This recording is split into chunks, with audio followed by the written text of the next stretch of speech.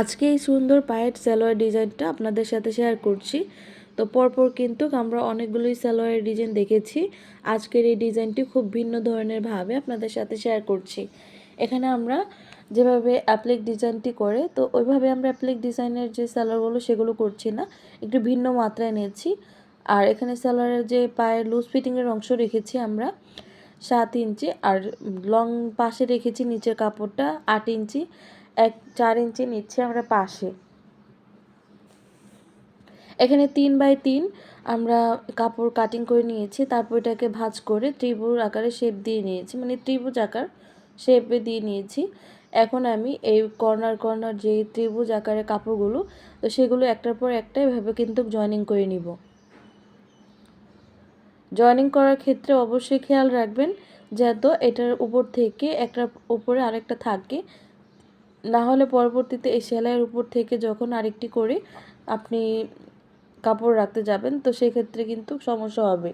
এখন মাঝখান থেকে যে কর্নারের অংশগুলো খালি আছে তো সেই দিকে কিন্তু আমরা মুখ দিয়েছি, মানে একটার পর একটা এভাবে কিন্তু কভার আপ করছি, মানে সমান সমান দিকে কিন্তু আমরা এই ত্রিভুজ আকারের শেপগুলো একসাথে রাখিনি।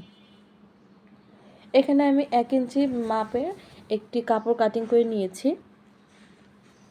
এখন এই কাপড়টার উপরে কিন্তু এভাবে নিচ থেকে দিয়েছি, নিচ থেকে দেওয়ার পর কিন্তু আমরা এভাবে একটি চাপ সেলাই দিয়ে দিচ্ছি। তারপর ওইটার উল্টে কাপড়টাকে আমরা এভাবে কিন্তু পাইপিংয়ের মতো করে দিব।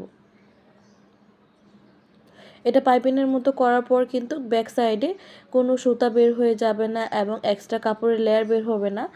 এখন আমরা ভাঁজ দিকে এভাবে সালোয়ারের যেই ভাঁজ দিকটা সালোয়ার দিকে করে পায়ের দিকে করে তারপর উপর থেকে একটি চাপ সেলাই দিয়ে এখন উপর থেকে আরেকটি চাপ সেলাই দিয়ে দিচ্ছি, মানে ফিনিশিং সেলাই। এই যে হয়ে যাচ্ছে কিন্তু আমাদের একদম পুরোপুরি সালোয়ারের যে ডিজাইনটা। এখন আপনি চাইলে কিন্তু অ্যাপ্লিকের উপর থেকে একটি করে চাপ সেলাই দিয়ে নিতে পারেন। আমি এখানে পরবর্তীতে পার্ল পুঁতি এগুলো বসিয়ে ডিজাইনটা করে নিব। এই হচ্ছে আমাদের যে সালোয়ারের ডিজাইনগুলো। আশা করছি আপনাদের কাছে আজকের মতো এই ডিজাইনটা ভালো লেগেছে আর খুব সহজভাবে দেখানোর চেষ্টা করেছি। এই যে কাছ থেকে আরেকটু দেখিয়ে দিচ্ছি যে পাইপিংটা মাশাআল্লাহ অনেক সুন্দর এসেছে। আজকের মতো এখানে বিদায় নিব। সবাই ভালো থাকবেন, সুস্থ থাকবেন। আল্লাহ হাফেজ। আসসালামু আলাইকুম ওয়া রাহমাতুল্লাহি ওয়া বারাকাতুহু।